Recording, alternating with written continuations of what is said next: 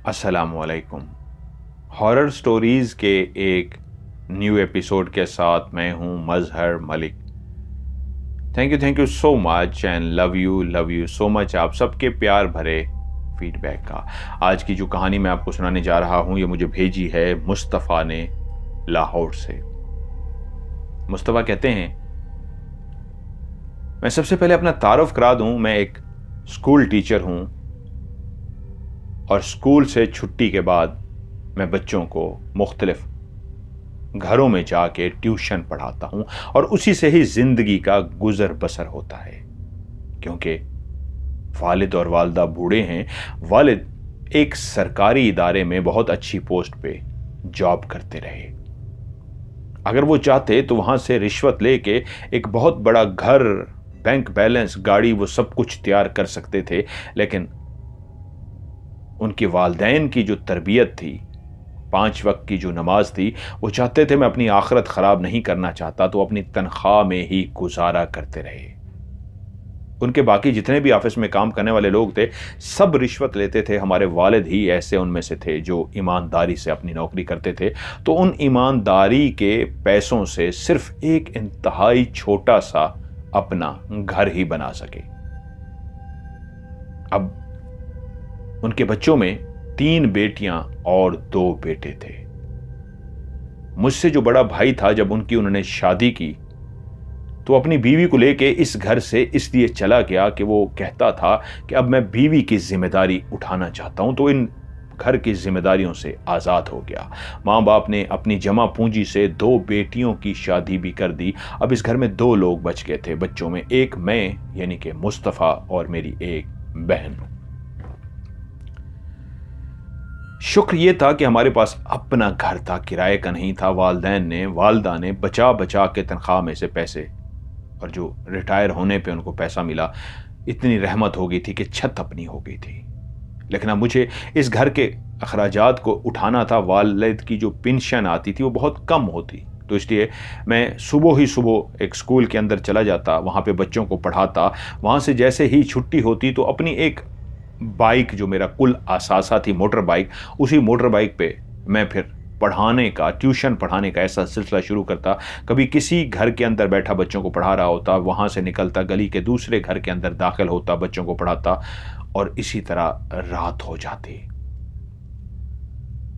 हर इंसान की ख्वाहिश होती है कि मेरे पास पैसा आए, और ज़्यादा पैसा। और यूं एक दिन मुझे कॉल आई, मुस्तफ़ा बेटा आप हमारे घर आ जाओ। मैं आंटी के पास उनके घर पहुंचा। उन्हें ड्राइंग रूम का एक छोटा सा कमरा जो बाहर की तरफ था, ड्राइंग रूम था, उसका दरवाज़ा खोला गया और मैं अंदर जाके जब सोफे पे बोला बैठा तो आंटी बोली, बेटा मेरी बेटी नबीला मैथ में बहुत कमज़ोर है, अगर तुम टाइम निकाल सको तो मेरी बेटी को पढ़ा दिया करो। मैंने कहा आंटी सुबह से लेके शाम तक जो मैं बच्चों को पढ़ाता हूँ, मैं 9 बजे फारिग होता हूँ। अगर आप कहेंगी तो मैं 9 साढ़े 9 बजे तक आ सकता हूँ और घंटा 1.5 घंटा मैं पढ़ा दिया करूँगा। उन्होंने कहा हाँ बेटा, मुझे कोई एतराज़ नहीं, आप नबीला को पढ़ाना शुरू कर दो। मुझे खुशी इस बात की थी कि फिर से मेरे पैसों में इजाफा होने जा रहा था। एक और स्टूडेंट को ट्यूशन पढ़ाने का मतलब था कि फिर से एक और पैसा आ जाना। लेकिन मैं ये भूल गया था कि मेरी थकावट और बढ़ जाएगी। पहले ही मैं इतना काम कर रहा था जिसमें कोई दोस्तों के लिए टाइम नहीं था। बचपन के वो दोस्त जो मिलते थे, बैठते थे, दूर कहीं चले गए थे इसलिए कि वो मुझसे मिलना चाहते थे। मेरे पास ही टाइम नहीं होता था। कभी कभी उनसे मिल लेता, वो भी उस दिन जब किसी बच्चों की वालदैन की कॉल आ जाती, आज हम कहीं जा रहे हैं, आज आप छुट्टी कर लीजिएगा, तो वो मेरे लिए ईद का दिन होता और मैं दोस्तों के साथ गुजारता। नबीला की मां को मैंने खुशी खुशी हाँ कर दी और अगले ही दिन से मैंने नबीला को पढ़ाना शुरू कर दिया। लेकिन सच्ची बात यह थी कि 9 बजे पहले तो मैं घर चला जाता था। अब 9 बजे, साढ़े 9 बजे नबीला के घर पहुंचता, ड्राइंग रूम में बैठ के उसको जब पढ़ाता, 10:30 11 बज जाते तो मेरी हालत ऐसी बुरी हो जाती, वहीं पे बैठे बैठे मैं ऊँघ रहा होता, मुझे नींद के झटके लग रहे होते। लेकिन फिर भी मैं नबीला को पढ़ाता और जब अपने बिस्तर पर सोने के लिए पहुंचता तो थकावट से बुरी हालत हो चुकी होती। शुरू में तो पैसा अच्छा लगा जो नबीला की तरफ से आ रहा था, लेकिन फिर एहसास हुआ कि मैंने अपने आप को और जोखों में डाल दिया है और मुश्किल हो गया है मेरे लिए ये सब कुछ मैनेज करना। खैर, मैं इसी को मैनेज करता रहा। कुछ दिनों के बाद जब मैं नबीला को पढ़ाने के लिए गया, लोड शेडिंग कभी कभी होती थी और रात को लाइट चली गई। अब मेरा यह था कि मुझे छुट्टी करा देंगे कि लाइट चली गई है, अब आप जाएं। लेकिन नबीला की वालदा और भाई जो घर में मौजूद थे वो मेरे पास आए। नबीला के भाई का नाम है फरहान और उसकी वालदा मेरे पास आए और बोले, मुस्तफ़ा भाई, अगर आपको बुरा न लगे तो आप नबीला के कमरे में ही बैठ जाइए, क्योंकि वहां पे यूपीएस लगा हुआ था।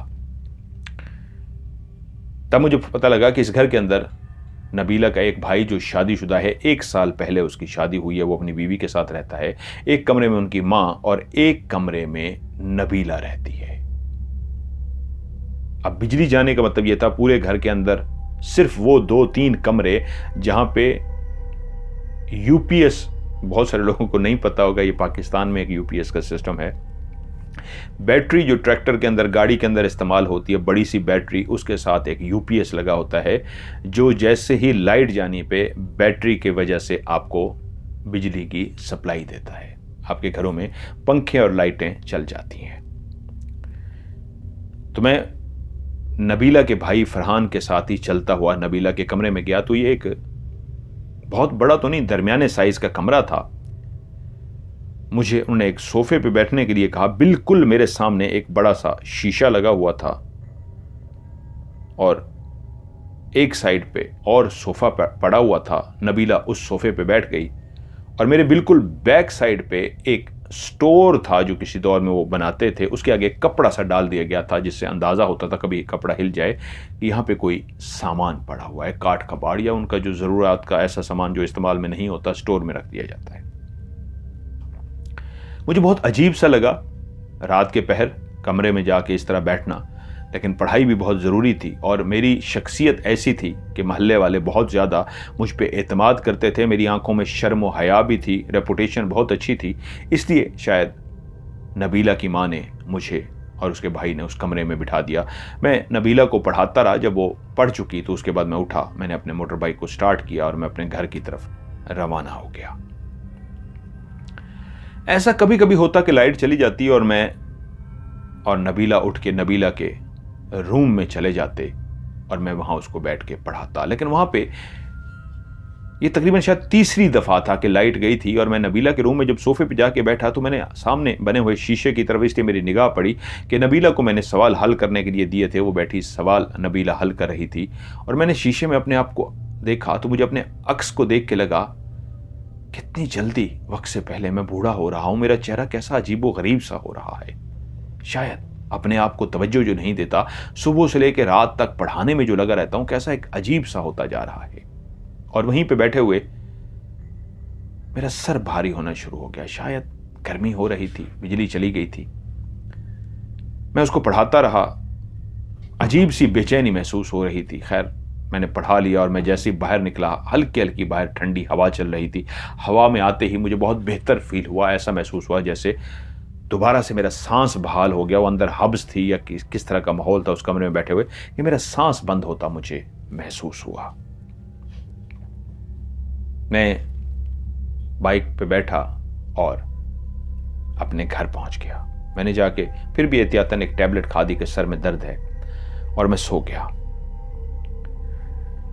लेकिन अब मैं एक चीज कि उस कमरे के अंदर जो नबीला का कमरा था, उस कमरे के अंदर जब भी मैं नबीला को पढ़ाने के लिए बैठता था तो मेरा दम घुटता था। शायद वेंटिलेशन प्रॉपर नहीं थी या क्या था। और मैं शीशे की तरफ तो इसलिए भी नहीं देखता था कि मुझे अपना चेहरा अजीब सा नजर आता। शायद सुबह उठ के मुश्किलों से जब आंख खोलती थी, नींद से बेदार होता था, तो उस वक्त नहा धो के तो अपना चेहरा शीशे में देख लेता था। रात को इतना थक जाता था कि अपना चेहरा देखना भी बुरा लगता था कि कैसा चेहरा वीरान सा हो गया है, अजीब सा हो गया है। इसी तरह एक दिन फिर से लाइट चली गई। नबीला को लेके मैं उसके कमरे में पहुंचा। वो सामने बैठी सवाल हल कर रही थी कि मुझे आज शदीद नींद आ रही थी। ऐसी नींद कि मुझे झटके लगने शुरू हुए और नींद आते आते आते आते कि मैं बिल्कुल ही ऐसा हो गया कि मेरी गर्दन नीचे की तरफ और मैं नींद में चला गया। मैं कितनी दिन नींद में रहा ये तो नहीं मुझे पता, लेकिन जैसे ही किसी ने मुझे पीछे से एक जोरदार लात मारी और लात लगते ही, टांग लगते ही मैं ऐसे जाके गिरा कि नबीला के भी ऊपर जाके गिरा। वो एकदम से वो भी हड़बड़ा गई कि ये क्या हुआ है, और मैं एकदम से हड़बड़ा गया कि ये क्या हुआ है। मुझे झटका लगा। क्या मैं नींद में इतना पागल हो गया था कि एकदम से उठा हूं और उठ के नबीला के ऊपर गिर गया हूं, और नबीला को लग रहा था कि ये सर ने क्या हरकत की है, और मुझे लग रहा है ये मुझे क्या हुआ है, मुझे किसने लात मारी है। मैं अभी ये बात सोच ही रहा था कि मुझे लगा कि मुझे पीछे मुड़ के देखना चाहिए, किसने मुझे धक्का दिया है। और जैसे ही मैंने ऐसे पीछे की तरफ मुड़ के देखा तो नबीला के कमरे के अंदर बना हुआ वो मेरी बैक साइड के ऊपर जो स्टोर था, जिसके आगे एक कपड़ा सा दिया गया था कि पीछे पड़ा हुआ काट कबाड़ जो है नजर ना आए, मैंने देखा वो कपड़ा ऊपर की तरफ उठा हुआ है, ऐसे जैसे उस कपड़े को कोई इंसान उस कपड़े के नीचे खड़ा हो और अपने हाथ से ऊपर उठा लेता है। तो उसके नीचे तो कोई नहीं था, लेकिन कपड़ा ऊपर उठा हुआ था। और मैं हैरान हुआ, अपनी आंखों को झटका, क्या नींद में हूं? नहीं, मैं तो जाग चुका हूं, मुझे लात पड़ी है और मैं गिरा हूं, और गिरने के बाद उठ के बैठा हूं। तभी मैंने पीछे मुड़ के देखा है, मैं होश में हूं। तो फिर ये कपड़ा खुद से कैसे उठा हुआ है? जैसे किसी ने इसको ऊपर उठा रखा हो, उसी लम्हे मैंने देखा हवा के अंदर एक वजूद जाहिर होना शुरू हो गया। एक औरत का वजूद था जिसने एक कमीज पहन रखी थी जो बिल्कुल सफ़ेद कलर की थी, और वो कमीज इतनी लंबी थी कि उसके पांव तक आ रही थी, और वो औरत हवा में खड़ी थी। उसकी आंखें लाल सुर्ख थीं, उसके बाल इस तरह लहरा रहे थे कि ऊपर की तरफ फोल्ड हो रहे थे। यानी अगर इंसान अपने बालों को सीधा करे, और बहुत सारी लड़कियां स्ट्रेटनर से बालों को इस तरह बनाती हैं कि ऊपर की तरफ थोड़े से उठ जाते हैं, तो वो बाल इस तरह उड़ रहे थे जैसे ऊपर की तरफ जा रहे हों। उड़ उड़ के उसके बाल पूरे ऊपर नहीं, थोड़े थोड़े ऊपर की तरफ जा रहे थे। ऐसे लगता था जैसे बाल नहीं, सांप हों। इसके सर के ऊपर इतने ज्यादा सांप हों जो उड़ उड़ के ऊपर की तरफ जा रहे हों। वो ऐसी भयानक थी कि बालों की जगह मुझे लगा नहीं, ये बाल नहीं है। तभी मेरी क्लियर मैंने फोकस किया तो वो छोटे छोटे सांप ही थे जो उसकी बालों की जगह पे पूरे उसके चेहरे को ढांपे हुए थे, और उनकी लाल सुर्ख छोटी छोटी आंखें थीं। उसकी खुद इतनी बड़ी बड़ी आंखें थीं कि पहली निगाह ही मेरी उसकी आंखों की तरफ चली गई। और जब बालों की तरफ गई, ये कैसे बाल हैं, तो और बालों को मैंने गौर किया तो वो छोटे छोटे छोटे सांप थे जो ऊपर की तरफ उठ रहे थे। जैसे सांप नीचे लटका होता है और ऊपर की तरफ जाता है, तो वो इसलिए बाल नहीं, वो सांप ऊपर की तरफ जा रहे थे। और वो हवा में खड़ी थी, लहरा रही थी। वो सीधी नहीं थी, ऐसे लगता था जैसे परछाई हो। परछाई जैसे शैडो होता है, जैसे साया होता है इंसान का, ऐसे ही परछाई की तरह थी। उस परछाई ने एक लंबी सी कमीज पहन रखी थी, पांव भी उस कमीज के अंदर चुप गए थे, और वो परछाई खड़ी लहरा रही थी, और बहुत ही भयानक और खौफनाक। और उसी वक्त मेरा झटका निकल गया और मैंने दिल ही दिल में पढ़ना शुरू कर दिया। मैंने आयतुल कुर्सी पढ़ी, चारों कुल पढ़े, और ऐसे जैसे झटका लिया तो मुझे पास बैठी नबीला की आवाज आई, सर, सर मुस्तफा, क्या हुआ है? मैं एकदम से चौंका और नबीला की तरफ देखा। वो हैरान और परेशान बैठी मेरी तरफ देख रही थी कि सर को क्या हो गया है। तभी मैंने दोबारा स्टोर की तरफ देखा तो अभी भी वो गुस्से से देखती हुई औरत वहीं पे मौजूद थी, और मेरी तरफ उसने आने की कोशिश की। और जैसे ही उसने मेरी तरफ आने की कोशिश की, मैं एकदम से अपनी जगह पे उठ के खड़ा हो गया, क्योंकि वो परछाई जो हवा में खड़ी लहरा रही थी, आहिस्ता आहिस्ता बाकायदा मेरी तरफ आ रही थी। इस दफ़ा उसने अपने पहले हाथ आगे किए थे, और हाथों का अंदाज बताता था कि वो गुस्से में मेरा गला दबाने के लिए आ रही है। और वो परछाई अपने हाथों को आगे किए मेरा गला दबाने के लिए जैसे ही आगे बढ़ी तो मैं खौफ की वजह से खड़ा हो गया। और तभी मैंने फिर से पढ़ना शुरू कर दिया। इस दफ़ा आयतुल कुर्सी और चालो कुल मैंने ऊंची आवाज में पढ़े, और जैसे ऊंची आवाज में मैंने पढ़े, सामने की तरफ 3 फूंके मारी और अपने वजूद पे फूंके मारना शुरू कर दी। और फूंके मार के दोबारा सामने देखा तो सामने कुछ भी नहीं था। मैं थोड़ा खड़ा डर सा गया था, और नबीला मुझसे बार बार एक ही जुमला कहती, सर सब खैरियत है ना? सर आप ठीक तो हैं? सर और मैं जैसे होश में आ गया और देखा उस तरफ कुछ भी नहीं है, कपड़ा अपनी जगह पे वापस है और मैं आराम से नीचे बैठ गया। कुछ देर अपने सांस को बहाल करता रहा, अवसान जो ख़ता हो चुके थे उनको नॉर्मल करता रहा और तभी मैं नबीला की तरफ मुतवज्जो हुआ। हाँ बोलो नबीला, क्या हुआ है? वो बोली, सर क्या हुआ है? आप क्या पढ़ रहे थे? फिर आपने आयतुल कुर्सी ऊंची ऊंची पढ़ी, क्या हुआ है? मैं नहीं चाहता था मैं नबीला को बताऊं और ये खौफजदा हो जाए, ये डर जाए। मैंने जो मंजर देख लिया था वो बहुत भयानक, बहुत अजीब सा था, लेकिन मैं नहीं चाहता था कि नबीला डर जाए, वो परेशान हो जाए। मैंने कहा कुछ नहीं नबीला, आप पढ़ो, चलो आप मुझे दिखाओ, कॉपी दिखाओ, क्या आपने लिखा है। लेकिन नबीला भी शायद अड़ गई थी, महसूस कर गई थी। कहती नहीं सर, मुझे आपसे पूछना है, आपने क्या देखा है? मुझे लगता है आपने कुछ देखा है। मैंने कहा नहीं भाई, कुछ भी नहीं है, तुम्हें कहा भी है, कॉपी दिखाओ, तुम पढ़ो। वो कहती है सर, आपको कोई चीज नजर आई है? ऐसी चीज जिसको देख के इंसान कांप जाता है, ऐसी चीज जिसको देख के इंसान के दिल की धड़कन तेज हो जाती है, ऐसी चीज जिसको देख के इंसान के अवसान खता हो जाते हैं, यही देखा है ना आपने? मैं एकदम से हैरान हुआ, ये लड़की कैसे जानती है? लेकिन मैं आगे से खामोश रहा।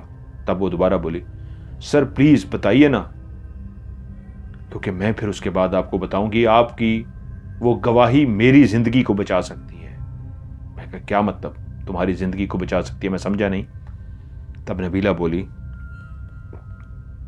जिस कमरे में सर हम बैठे हैं, पहले हमारा ये स्टोर रूम था, ये कमरा हमेशा बंद रहता था, इसको हमने स्टोर बनाया हुआ था। लेकिन 1 साल पहले जब भाई की शादी हुई तो वालदा ने एक और कमरा जो था वो भाई को दे दिया और इस कमरे को साफ शफाफ करके मेरे लिए बेडरूम बना दिया। अब एक कमरे में वालदा रहती हैं और दूसरे कमरे में भाई और भाभी रहती हैं और ये कमरा मेरा बेडरूम बना दिया गया। इसके अंदर जितना भी सफाई सामान पड़ा था वो सारा हटा दिया गया, पूरा कमरा सेट कर दिया था और कुछ सामान, ये जो स्टोर का कपड़ा नजर आ रहा है, यहां पे रख दिया गया। शुरू में सर सब ठीक था, लेकिन एक दफा ऐसा हुआ कि मैं इसी कमरे में दाखिल हुई, थकी हुई थी, आपने बिस्तर पे आके लेट गई और मैं जब लेटी हुई थी तो मुझे ऐसा महसूस हुआ कमरे में कोई दाखिल हुआ है। दरवाजा खुला हुआ था, मैं एकदम से उठ गई क्योंकि मैं गर्मी की वजह से आती अपना दुपट्टा वगैरह और चादर इस तरह ठीक नहीं की थी, इस तरह लेट गई थी कि मेरा कमरा कोई भी नहीं आएगा। लेकिन जैसे ही कोई कमरे में दाखिल हुआ तो मुझे अपने लिबास को ठीक करना था, तो जल्दी जल्दी मैं उठ के बैठ गई कि दुपट्टा सर पे लूं, तो देखा कोई भी नहीं है, लेकिन कोई क्लियर महसूस हुआ था। मुझे लगा शायद कोई गुजरा होगा, दिन का टाइम था, मैं स्कूल से आई थी तो शायद किसी का शैडो होगा, मुझे ऐसा महसूस हुआ। लेकिन सर कुछ अरसे बाद एक रात को मेरी आंख खुली, मैं अपने बिस्तर पर सो रही थी। मैंने देखा ये जो सामने वाला स्टोर का आगे कपड़ा लगा हुआ है, ये कपड़ा जोर जोर से हिल रहा है। मैंने कहा कमरे के अंदर इस तरह की हवा तो नहीं कहीं से आ रही कि इसको जोर जोर से हिलना चाहिए, तो ये कैसे हिल रहा है? मैं कुछ देर देखती रही उसी की तरफ कि वो खुद से हिलते हिलते बंद सा हो गया, रुक सा गया। मुझे इस बात की समझ नहीं आई ये हिला कैसे था और रुक क्यों गया। खैर मैं सो गई। कुछ दिनों के बाद मैं कमरे के अंदर स्कूल से आई और अपने इसी कमरे के अंदर दाखिल हुई। मैंने दरवाजा बंद किया, मुझे कपड़े तब्दील करने थे, स्कूल का लिबास उतार के नॉर्मल लिबास पहनना था घर का। जैसे ही मैं लिबास तब्दील करने के लिए खड़ी हुई तो मुझे लगा कि लिबास जब मैं तब्दील कर रही थी तो कोई मुझे छुप छुप के देख रहा है। मैं एकदम से अजीब हुई कि कौन है पीछे। मैंने पीछे मुड़कर देखा, कोई भी नहीं था, लेकिन पता नहीं क्यों मेरे दिल में यह बात आ गई जैसे किसी ने मुझे छुप छुप के देखा है। खैर मैंने कपड़े तब्दील कर लिए और फिर कुछ दिनों के बाद रात के टाइम मेरी कोई 2 बजे के करीब आंख खुली तो जो खिड़की है इसका दरवाजा खिड़की का खुद ब खुद मेरी आंखों के सामने, कि जैसे ही मेरी आंख खुली तो तभी मैंने अपनी आंखों से उसको देखा कि खिड़की का दरवाजा खुद ब खुद खुलना शुरू हो गया है। मैं समझ गई घर के अंदर कोई चोर घुस आया है, कोई घुस आया है, ये मेरा भाई तो ऐसी हरकत या मेरी माँ तो ऐसी हरकत नहीं कर सकती, तो कौन हो सकता है। तो मैंने वहीं पे बेड पे लेटे लेटे ऊंची आवाज में कहा, कौन है वहां पे, कौन है। तो खिड़की का दरवाजा जितना ही खुला था उतना रुक सा गया। मैं डर गई, लेटी रही बिस्तर पे, और थोड़ी देर के बाद मैं उठी और मैंने खिड़की को डरते डरते बंद कर दिया, लेकिन बाहर नहीं गई। पता नहीं बाहर कौन है, कि भाई को आवाज़ दूं क्या दूं, लेकिन बाहर खामोशी रही। काफ़ी देर मैं दरवाजे के पास खड़ी रही, कान लगा के बाहर की आवाज़ सुनती रही, लेकिन बाहर कुछ भी नहीं हुआ। तो मुझे लगा शायद हवा से या वैसे खुल गई थी, और मैंने क्या से क्या समझ लिया। लेकिन सर उस दिन मैं डर गई कि जब मैं अपने बिस्तर पर सो रही थी और मेरी आंख खुली, मैंने जो ऊपर चादर ली हुई थी, मेरी चादर को कोई खींच रहा था।